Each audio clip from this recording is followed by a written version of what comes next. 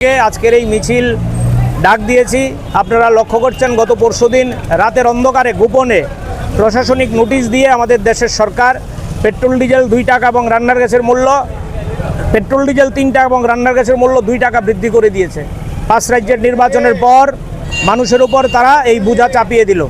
নির্বাচনের আগে তারা বলছে আমরা মানুষের পাশে থাকব, মানুষকে আমরা মুক্তি দেব, মানুষের দ্রব্যমূল্য বৃদ্ধি কমানোর জন্য ভূমিকা নেব। কিন্তু যেই নির্বাচন শেষ তারা মানুষের সহিত এই প্রতারণা করলো।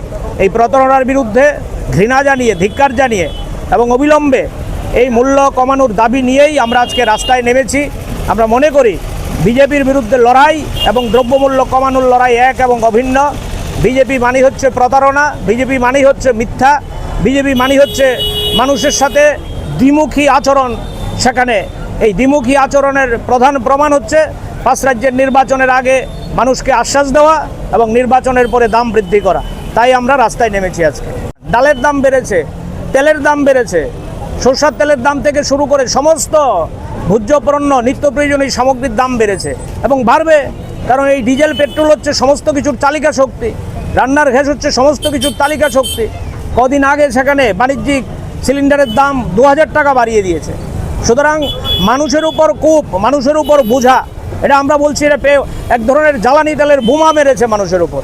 এই বোমার আঘাতে মানুষ পুড়ে মরবে, এর বিরুদ্ধেই আমরা রাস্তায় নেমেছি।